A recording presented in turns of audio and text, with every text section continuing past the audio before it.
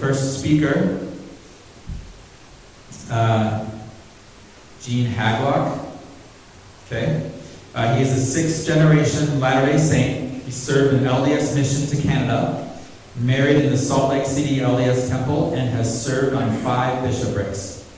He graduated from Utah State University in Business and Accounting, and is currently an accountant and process information analyst.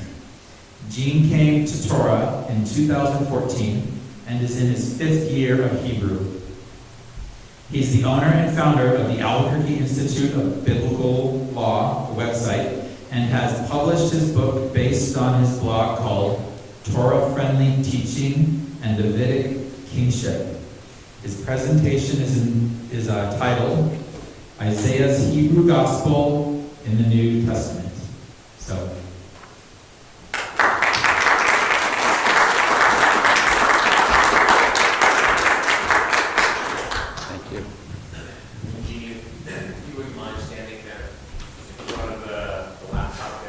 Oh, okay, all right. We're going to record it with the laptop camera. Yeah. Well, I want to express my sincere gratitude to the Hagloch Foundation for sponsoring this. You know, there needs to be there's a Torah movement throughout the world, and there needs to be one in the LDS community. So I appreciate what the Hagloch Foundation is doing. And also I want to say Shavuot Chag Sameach to all of you. Anyway, this is going to be a little bit different experience for you, because God did something different with me than maybe some of you. So I'm going to share that experience with you, and hopefully it will bring some enlightenment to you. I left the faith system of my fathers. As I was introduced, I'm a 6th-generation Latter-day Saint, and God took me out of that, and I'm going to share with you part of that, and then go into my presentation of where some of this is all culminated. I know people are going to say, "Oh, he's so Jewish," but I'll explain everything, and maybe you'll see the enlightenment in that. But the first thing I'm doing is I'm wearing a tallit, and the primary reason for the tallit is for the zitziot, which is a Torah command. Zitziot is a Torah command. These zitziot don't have a blue thread, but I am wearing on my belt. One with a blue thread. So anyway, so that's a Torah command towards Ezekiel. The second thing I'm going to do, as my introduction, is this is a kippah. Now you may want to say, "Well, that is so Jewish." But you know, I attended a synagogue for a number of months, and I said to myself, they believe that it represents submission to God. But as I sat there and looked at all these men wearing these kippahs, there's got to be more to this than just a kippah. But as you look at the scriptures, as you look at the temple endowment, this is a headwear is part of the clothing, and so in my mind, this represents the priestly headwear. Okay, so. The second thing I want to share with you is that this was a custom-made kippah. There are 3 symbols on it. And these symbols, amazingly, this combination of symbols came out of an old Jewish Bible. Anyway, let me explain to you the symbols that are on this kippah. The one in the center is the Star of David. The Star of David here, in my mind, represents the perfect law of God. Okay, that's the symbol in the middle. The next symbol we see is 2 offset squares. Some think that this is the seal of Melchizedek, which I'll go ahead and use it as the seal of Melchizedek. And what that represents is perfection and proxy salvation. Okay, so that's the second symbol. The third symbol we see here in this kippah is a circle. And it represents that all truth and pure knowledge can be circumscribed within the gospel of the Messiah. So that is the three symbols that I have in my kippah, and I'm going to put on now.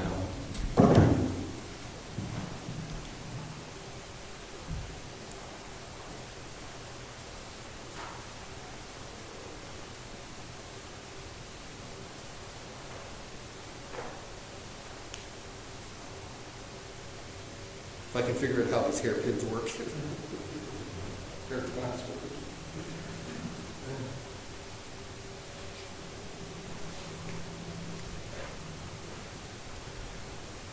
Okay, the next thing I want to say to you is that what really began my whole journey when I started becoming a self-aware person is I got exposed to two books. In 1996, I was exposed to a book by Cleon Skousen called The Majesty of God's Law. How many people have seen or read that book? Anyway, that is his primary thesis there is that there's going to be an end-time restoration of the law, or the code that God gave to Israel. So that was the first book that influenced my thinking. The second book that influenced my thinking, and I was introduced by Abraham Gileadi in 2000, and purchased his book Isaiah to Code. That was a second book that influenced my thinking. And I really like that book because it structures, it provides a framework.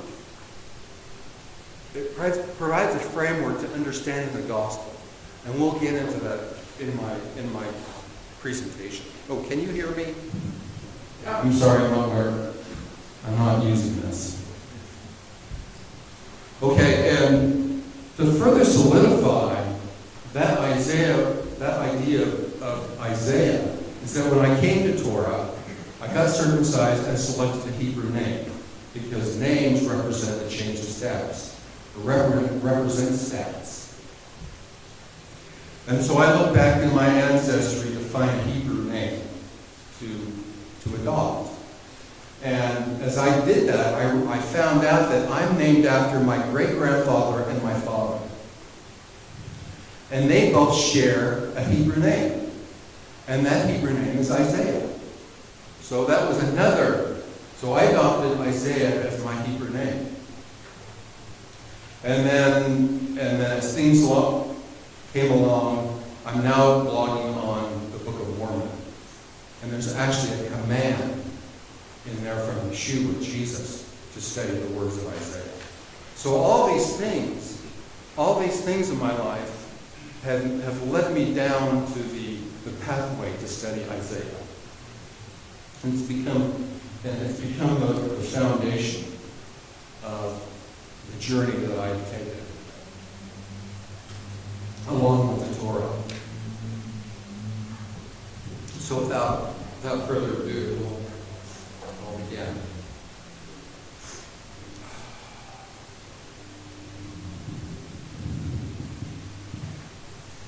Okay, right now, this is my website. It's called the Albuquerque Institute of Biblical Law.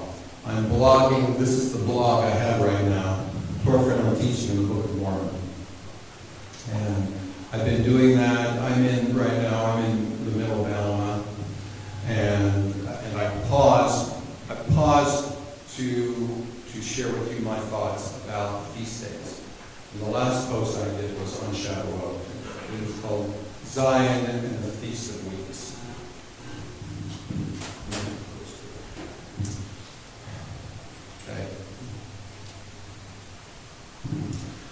Okay.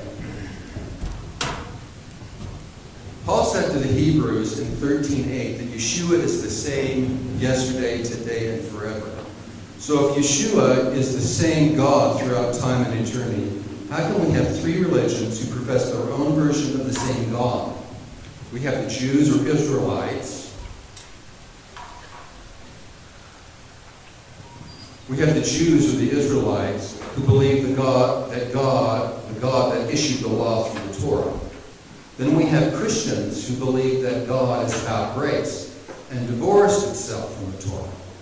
We also have Mormonism, who also divorced itself from the Torah and defines God through their temple endowment. Essentially, all three of these views have their own theology and define God differently, which then really makes three gods and not one. I'd like to explain Mormonism a little bit and why I put it here in this category.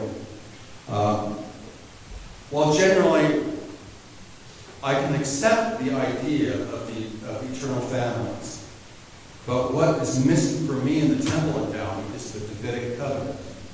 You see the Davidic covenant in the Old Testament, you see the Davidic covenant in the New Testament, and you see the Davidic covenant in the Book of Mormon.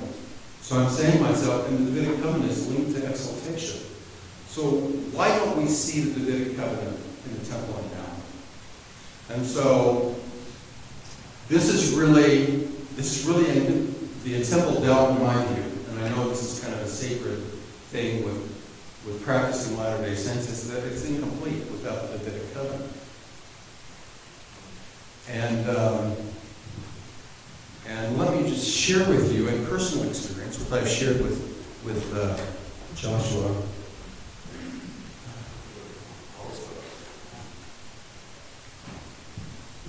Before the blog on the Book of Mormon, I blogged on Davidic kingship.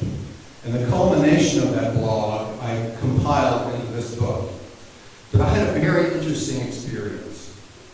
2 weeks into me blogging in Davidic kingship, I was going to, it was after work, and I was going to drop by Burger King and get me some food. Well, while I was there were 3 sets of sister missionaries. I said, this is kind of interesting. And so I dwelled upon that and dwelled upon that. And one of the conclusions that I thought, well, you know, if I take the 3 sisters, that's six ladies. And then my wife, that makes 7. So I made the connection that this is a link between the Davidic covenant and polygamy, or plural marriage. And so what makes it even more interesting is that 7 is the perfect number. It connotates perfection, it connotates completeness, it connotates wholeness. And so I'm going to set that out there and let you decide what you think that really means. So at any rate, so that's why we have these 3 we have these 3 faith systems. But I want to share with you what the gospel, what Isaiah says, and what Dr. Gileadi has extracted from the book of Isaiah, and that God is really a God of ascension. And so if we consider that God really does want us to become like Him, which Adam and Eve desired, then we have to admit that God is a God of ascension. The prophet Isaiah sets this concept out, which Dr. Gileadi lays out in the Hebrew Gospel in his book Isaiah Decoded, Ascending the Ladder to Heaven. Moreover, this process of ascension can be identified in the Old Testament, New Testament, and in the Book of Mormon. Here is Dr. Gileadi's ladder to heaven. Okay. And what he puts forth is that most believers start on this Jacob, I don't know if you can see that red pointer, but he says most believers start here on the Jacob Israel level. And they can either go up or down the level. So this really played to my desire to structure things, organize things. And so I have used this as a foundation to assemble all the concepts and terminology in the scriptures.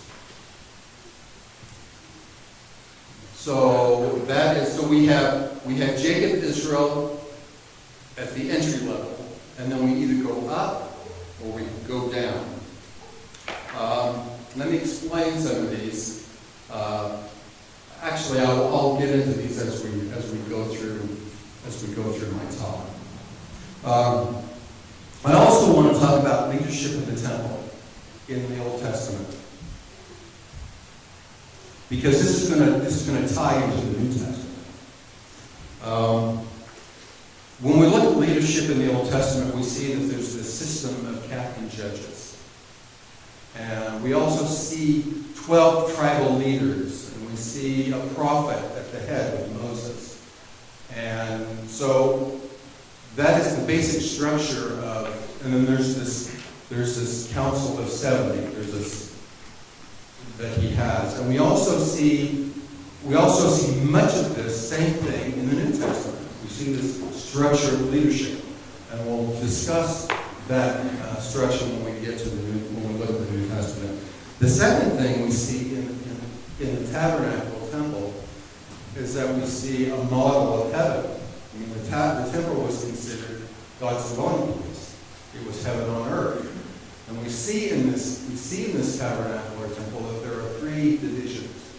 We have the outer court, the inner court of the holy place, and the Holy of Holies. And we can look at those and look at three heavenly realms. We can see the realm of the Spirit, the realm of the Son, and the realm of the Father. So we begin to develop a pattern. The Torah starts giving us a pattern of what things should relate to when we get down the road. When we look at the temple, when we look at the tabernacle, there's no priesthood outside in the outer court. But then in the inner court of the holy place, we see priesthood, and it's the priests. And then when we get to the Holy of Holies, the only one who was allowed in the Holy of Holies was the high priest. Okay? And so we're starting to develop some concepts that will play down the road when we look at other concepts of the temple.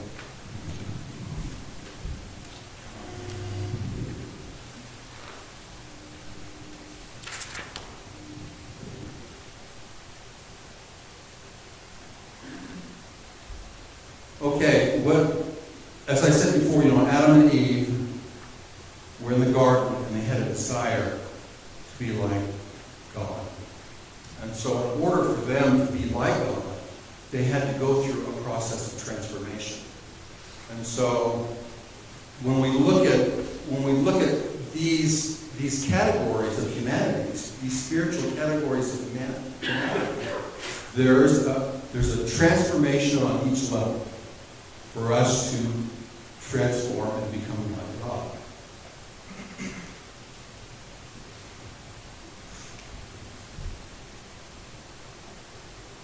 Each of these levels on Isaiah's ladder is associated with a transformation. It is each one of these transformations that culminates in us becoming like God, like Yeshua. These transformations can either be toward God or toward Satan. So let's discuss these transformations for a minute.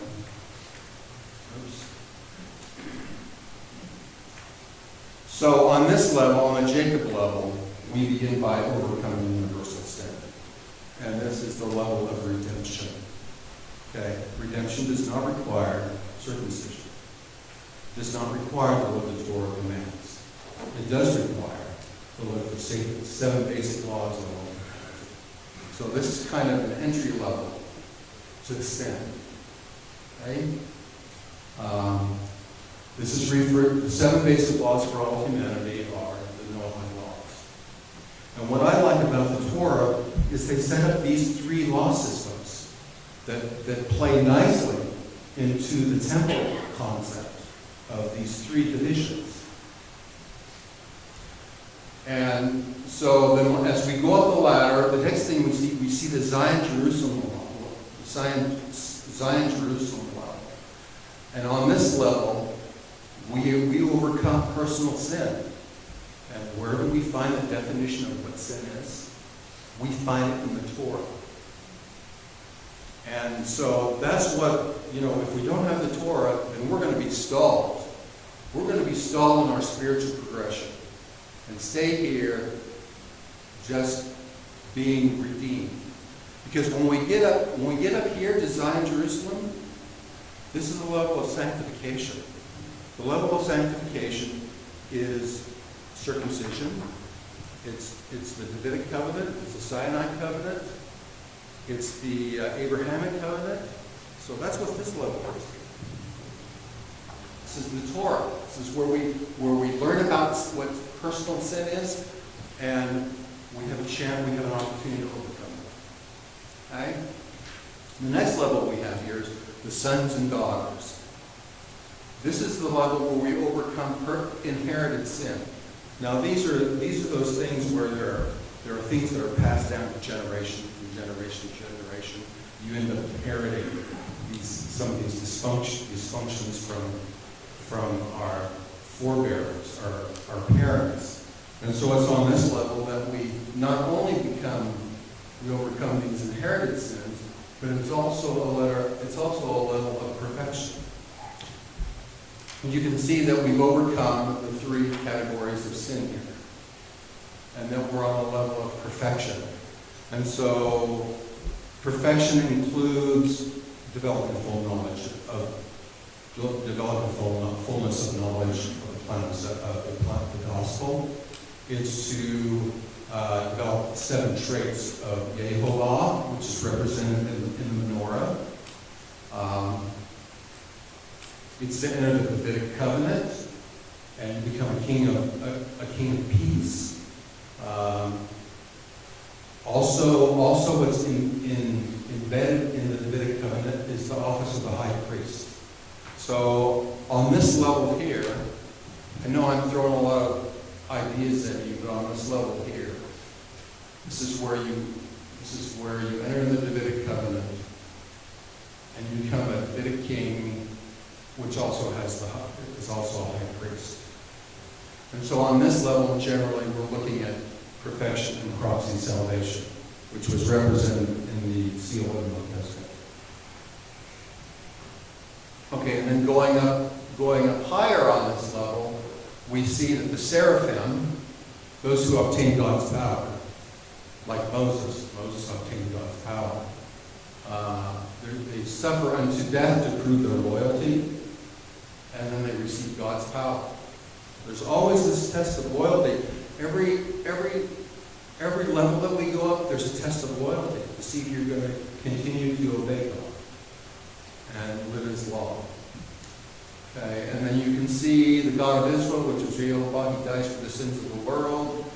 And then the Most High God has the power of the resurrection. Now, one thing I noticed when I was blogging the Book of Mormon, we get to Abinadab, and he calls Yeshua, or Jesus, the eternal Father. And the reason why Yeshua becomes an eternal Father is because he obtains the power of the resurrection. We are resurrected too. Okay?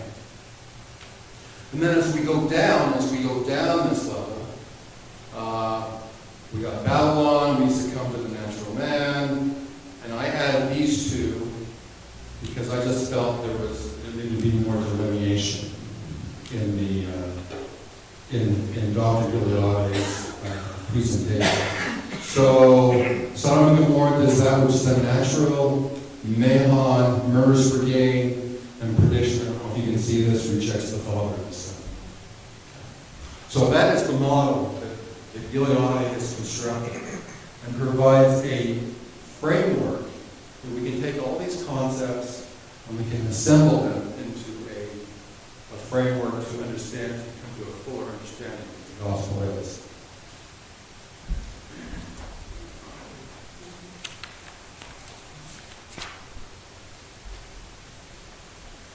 The next thing I want to introduce is turning the gospel on its head.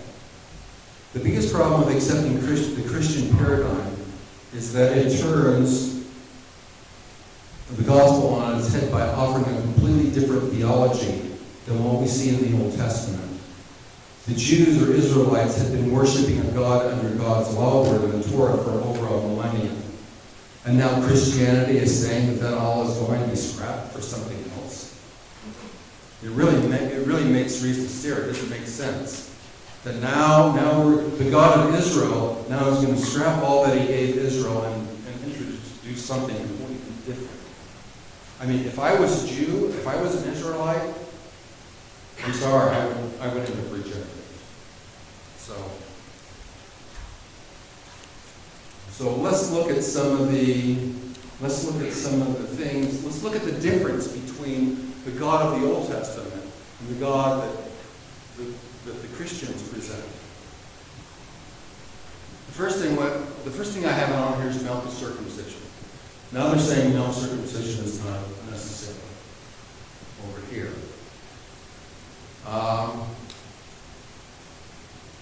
But as we understand, as we gain a fuller understanding of the gospel, we can see, if we take salvation and divide it up into three segments: redemption, sanctification, and exaltation. Okay, and so what we see is that the apostle's saying you don't need circumcision for salvation. What they really should be saying is that you don't need circumcision for redemption. But what you do need is circumcision for sanctification. Be God's set apart people. Another thing that we see here is that the Israelites had a seventh day at Sabbath. Well, now it's the first day Sabbath. But they had all these holy days, the 7 holy days. And what we find in the 7 holy days is really a sequence, a progression of developing a relationship with Yehovah, is what we see in these feast days, these 7 feast days. We see spring feast with Passover, it's initiating a relationship. It's the first thing that Yehovah did when he restored, when Israel was in bondage. It's the first thing he did, the Passover. It was the first thing he did. He had to mark the lintel and door frames with the blood of this lamb, perfect lamb that represented him. And anciently, the threshold covenant is where the father of the home would enter into compacts or covenants with the deity that he recognized as his God. So we see that in the Passover, and unleavened bread and first fruits is initiating a relationship with Yehovah.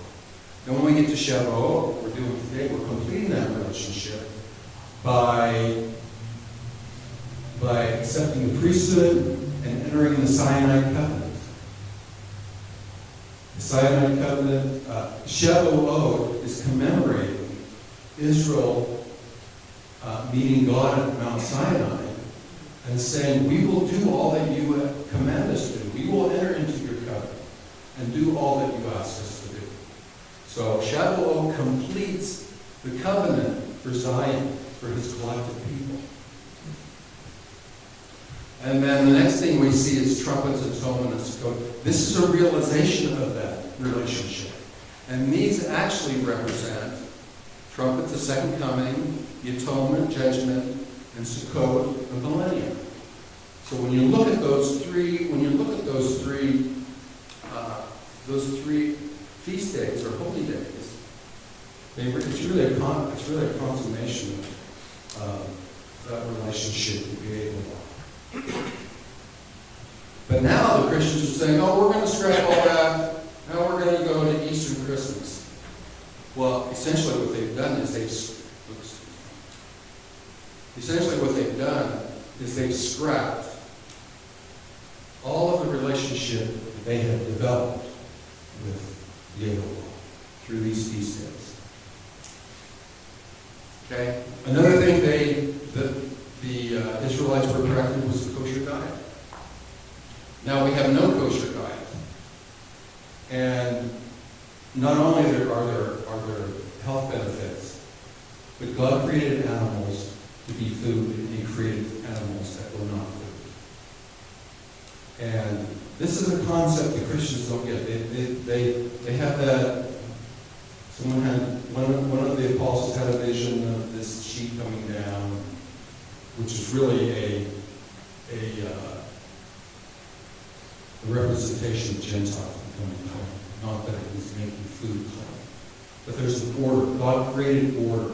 And one of those orders Was he made some food for food, some animals for food, and some animals not for food?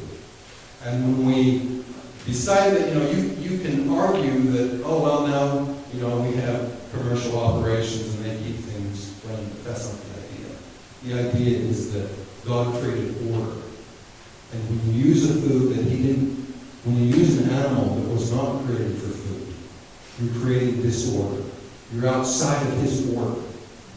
And so that's what we see in the kosher diet. He's creating order.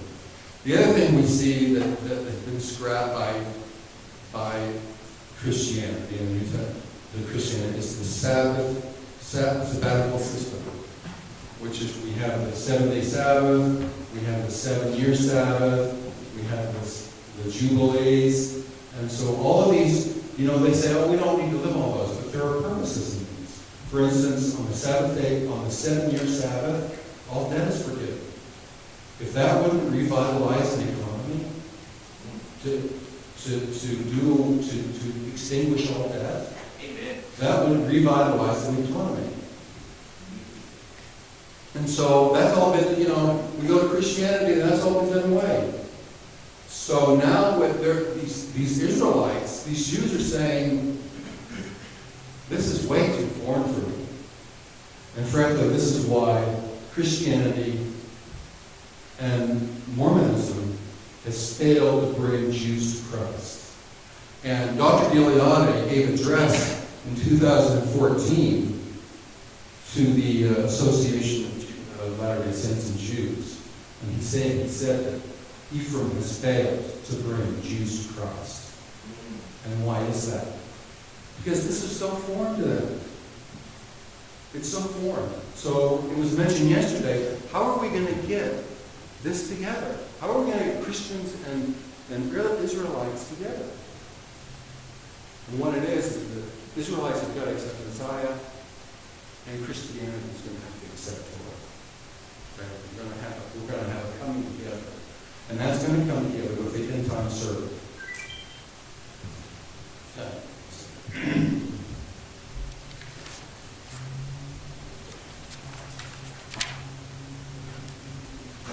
Okay, the next thing we want to get to the primary focus of this presentation is the same gospel that we see in the Old Testament, the same in the New Testament. And also, we'll see also, is the same gospel in the Book of Mormon. If we revisit the Hebrews 13a, where it says that God is the same yesterday, today, and forever, we have to conclude the gospel must be the same in all of the major works of the Scriptures. We have already seen how the gospel looks like in the Old Testament with Isaiah. But how does it look in the New Testament? Though the New Testament uses different terms, it is still the same gospel. We should pass that. So it's still the same gospel. Okay, so now you can see that these columns here, we've already addressed those, talked about. Now let's go over here to the New Testament.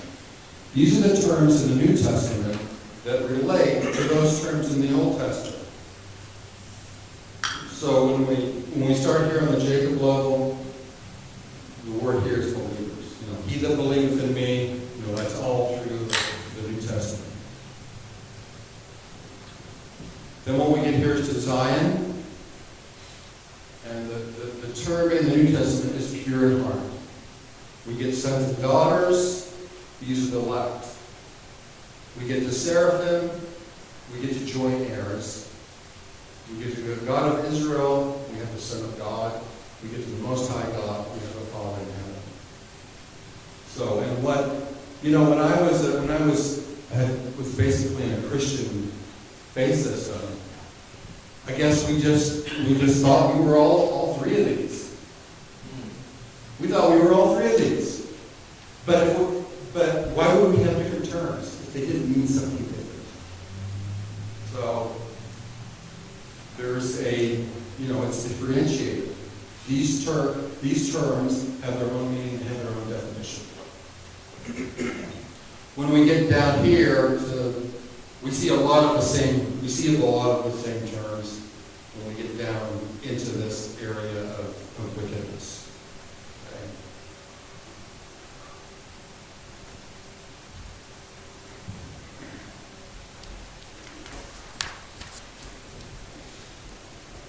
Okay, let me talk to a minute about leadership. We talked about the system of captain judges. When we get to the New Testament, we see words like apostles and bishops, and we see those kinds of things. Those are just different terms for what we see in the New Testament, the Old Testament. For instance, the bishop. In the Old Testament, he's a captain of over 100. He's the captain of over 100 families. In Mormonism, we see the stake president. We'll relate that to the captains of 1,000. When we see the 12 tribal leaders, we have the 12 apostles. So all of these ideas, concepts that we see in the Old Testament, we see in the New, but they have different terms.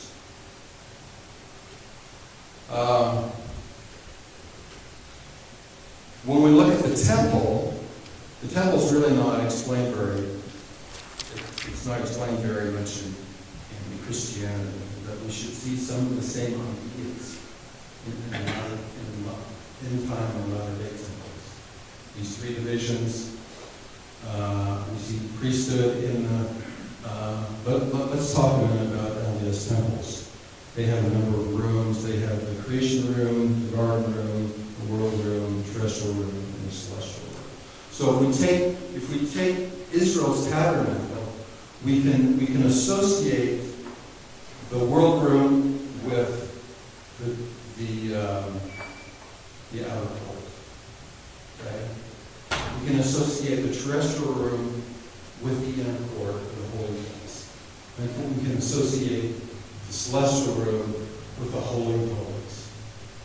And these patterns, they're consistent throughout the scriptures. And so it would behoove us to understand really what went on in the tabernacle. For instance, one thing that really puzzles me is the menorah. Oh my gosh, that is such a sacred piece of furniture. It represents the perfection of Yahweh, his 7 divine attributes. Isaiah calls them the Spirit, his spirits. I don't know, I guess that spirit of counsel, the spirit of there's 7 spirits. So, and that represents his presence and his perfection. We should see that in any latter day or end time temple in the Torah. And so we can start looking at some of these things in the tabernacle in Israel and look at patterns for the future.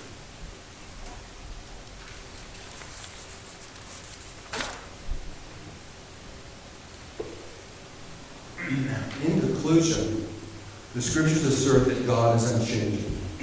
God must be unchanging because how can we rely on a God that changes his mind? The scriptures are consistent in presenting a unified theology, even though terms may be different, but the underlying theology remains static across all of God's written work, including the Book of Mormon. We see the same principles and gospel presented in the Book of Mormon. So how can we expect anything different in a faith system today? We need to use these. We need to use these patterns that establishes God's gospel and his word.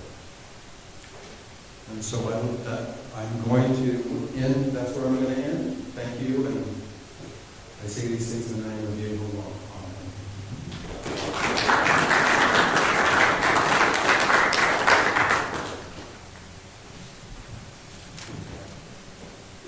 So I guess we've got questions, if we have questions.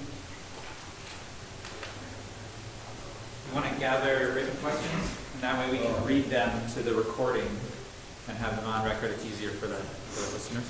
Yeah. So who has questions? There's a couple of them.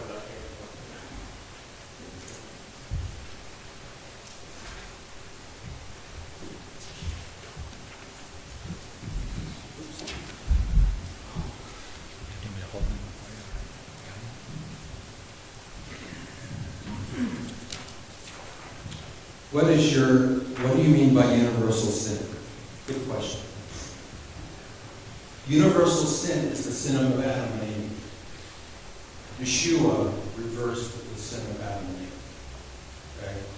That's what the sin of Adam, the universal sin is. Okay?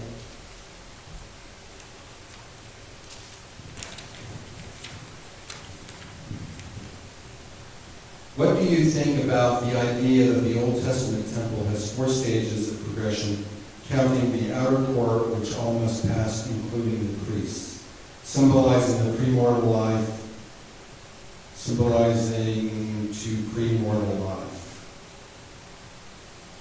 I'll have to think about that. I haven't really thought about that, so that's something I can do.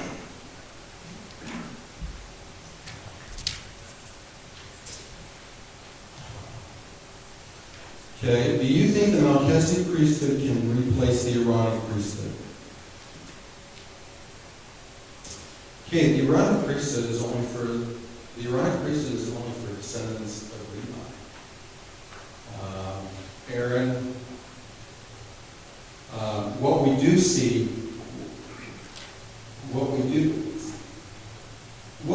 in the Old Testament is that the Aaronic priesthood now was to administer the sacrificial system. Okay, but that goes away with Yeshua. And so what we see in the Melchizedek priesthood, we see priest and high priest. And the priest, their role in the Melchizedek priesthood is to keep themselves pure, to teach their family the law of God, to be accountable and answerable to the transgressions of their family, and then administer the ordinances of sanctification in their family. It's priests administered just in the family. When we get to the office of the high priest, and we can see this in the Old Testament, the high priest is responsible for a community of believers, which we see in the Old Testament. The high priest in Israel, he was responsible for Israel as a nation, to keep them in compliance with the law. And so when we get to the high priesthood, a high priest role is to lead over a community of believers. Okay, so we have priests at the family level, we have a high priest at the community level. Now we also can look at a family organization, the same thing. So if you expand your family organization with now you have families under you, you have your children, they have families, you can function as a high priest in that sense. Can the high priest be a non-Aaronite? Yes, because what we see in the Melchizedek priesthood doesn't require a lineage. Okay, and that's indicated in Hebrews 7. It doesn't require a lineage. Okay. Will the Aaronic priesthood be restored again? I think the religious Jews I believe the religious Jews will build their temple and start the sacrificial system. But when the money comes, the sacrificial system goes away. But we will still have the Melchizedek priesthood. And right now, as we look in the last days, you're going to see these religious Jews, initiate and administer the sacrificial system. But there's going to be a believer, Messianic believers, that will obtain priesthood through the Melchizedek. And the Melchizedek priesthood is obtained by an oath, primarily obtained by an oath, which we see in Hebrews 7.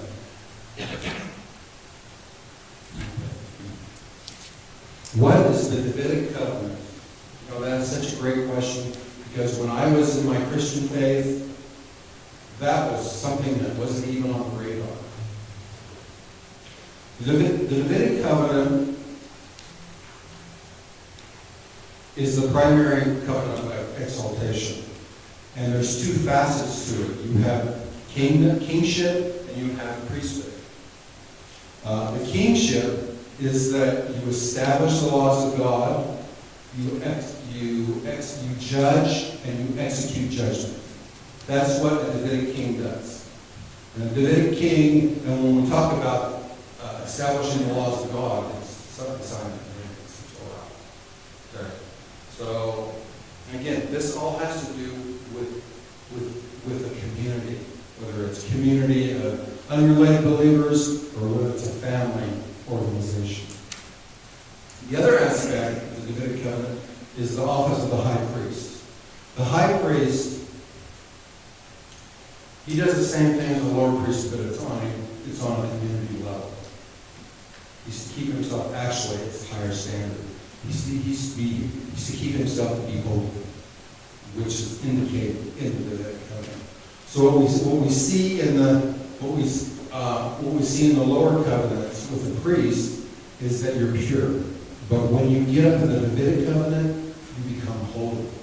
Okay? So there's another sequence there, a sequence of threes: integrity, purity, and holiness. And so I hope I'm not trying to feed you too much. So when we look at the high priest, he's to be holy. Okay? The second thing is he is to teach the law. Okay? Teaching the law is a priesthood function. It's not a kingship function. The kingship function is to establish the law, judge, and execute judgment. Okay? But the high priest, keep himself holy, teach the law of God, stand accountable and answerable for the transgressions of the people. We see that in the Old Testament. We see that in the Torah. And then the fourth thing is that on the Day of Atonement, we see what the high priest does. Okay? That's his primary function on the Day of Atonement. Okay? And so that is the concept of what is the Davidic covenant. It has to do with community. Okay? Do you see this time of the Gentiles? Do you see the time of the Gentiles in which the gospel was taken to the nations as a step forward or a step backward? You know,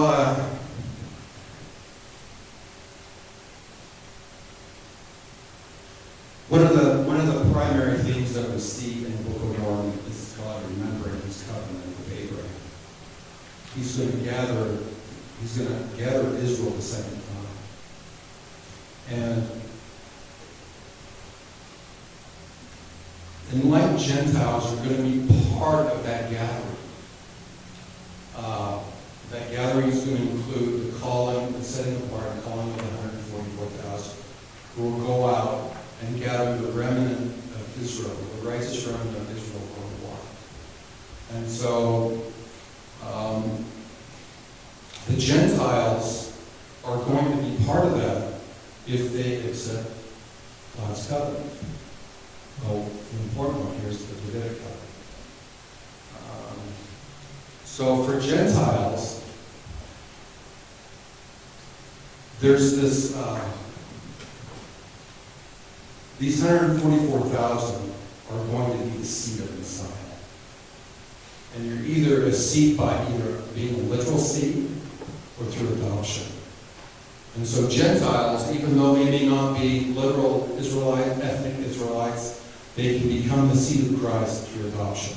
And it's by entering into these covenants. And again, the Davidic covenant, to be the seed and to participate in the gathering of Israel. I hope I'm answering these questions to your satisfaction. If not, we'll complain. Okay, you'll come find me. Is this information in your book? Do you know what the thing is that, yes, a lot of the foundational stuff is in this book. But you know what continues to grow? It's like a skip up, you know. Your knowledge continues to expand. That's one thing I found frustrating in my previous faith system. My knowledge was not expanded. I was at a plateau. I was stalled. But as soon as I accepted Torah, I saw these three law systems. My knowledge started to expand. So, anyway. So, you know, what I'm hoping to do if the economy holds is I'm going to take my blog and I'm going to you know, compile it and publish it. So, anyway, it's a good start. It's a good start to understand that. If Mormons added Doctrines 89, Word of Wisdom to kosher diet laws, would that be a step up in your opinion? I can accept that as long as you live, as long as a kosher diet was part of that. But what has happened? You know, what does the Word of Wisdom say? Grains,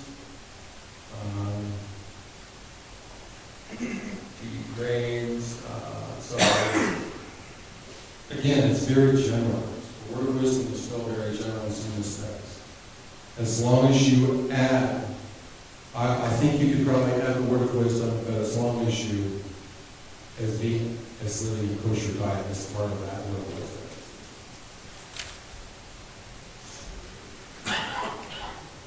Did Adam and Abel sacrifice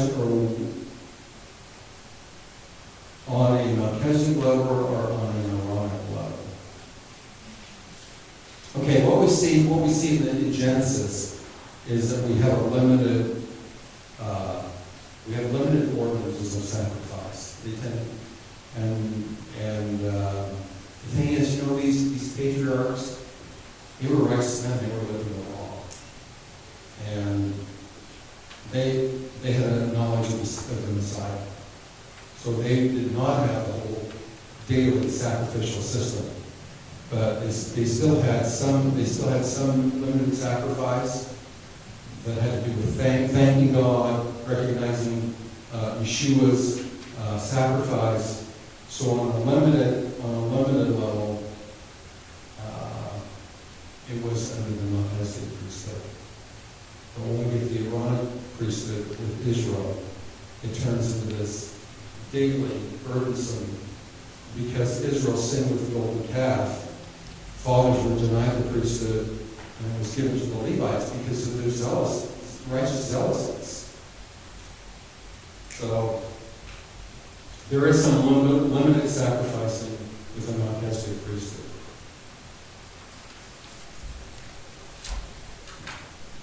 Okay, any other questions?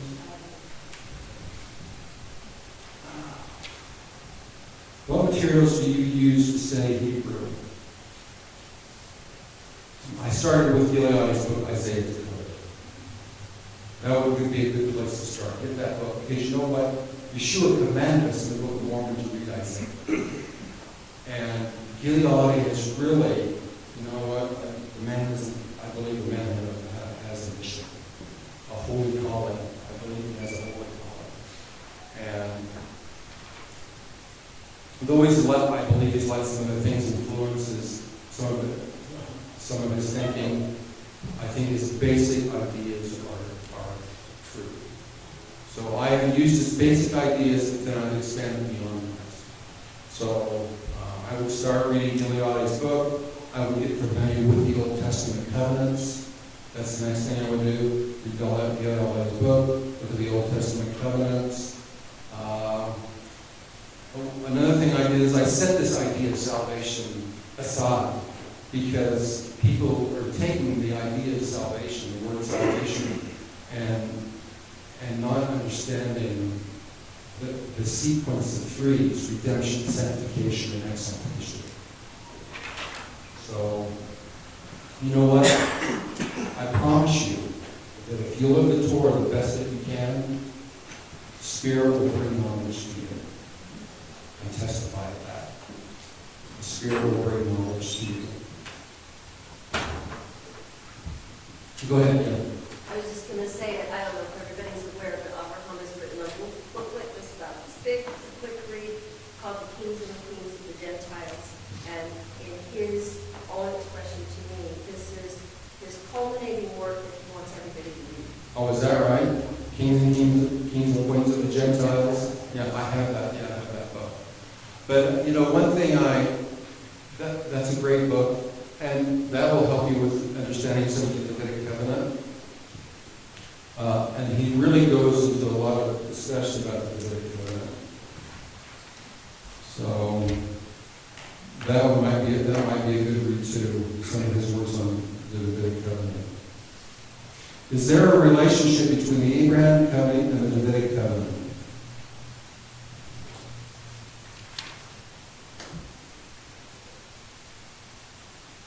When you accept Torah and you're circumcised, you enter the Davidic covenant.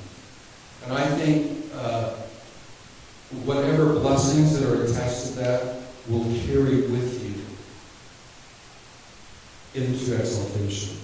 So if you're going to have an endless posterity, you'll have an endless posterity. The Davidic covenant is separate. It's a covenant of kingship. It's a covenant of leadership.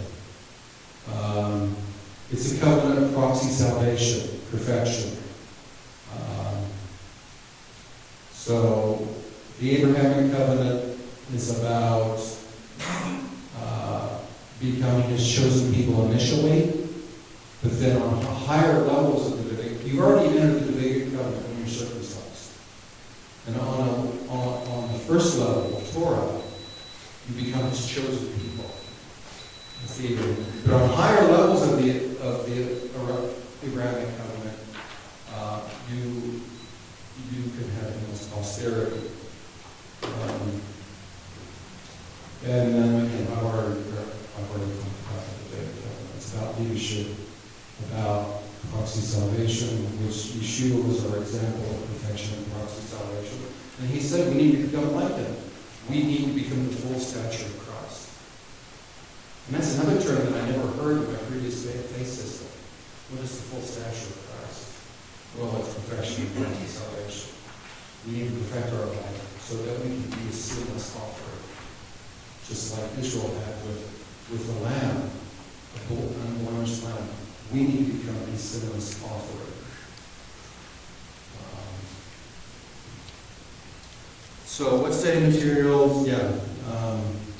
Read Isaiah Decoded. Learn Torah. Understand the covenants. And, there's some other keys there. There's the key of perfection, the rule of 7. There's this rule of 7. Completion, when you have 7 of something, that's when you know you've got everything you should have. There's 7 of them. There's 7 covenants of Jehovah. So there's supposed to be 7 covenants. Well, I have this one, and that one. Which ones am I missing? So do some more research. Dig into the scriptures. Look at patterns. So we know there's 7 covenants. That's the covenants of perfection and completion and fullness. Then there's also the theme of 3s. We see this in the Spirit, Son, and the Father. We see it in the tabernacle, the outer court, and the Holy of Holies. So start assembling also some concepts in this theme of 3s. Redemption, sanctification, exaltation. So look at some of those rules and some of those helps. Learn the learning of the Jews, do rhetorical analysis. Here's this word. How is it used in other places? How is it used in other places? Anyway, so those are some of the keys to the development of fullness of knowledge. So, okay, anything else? Okay, well, thank you for the opportunity to speak.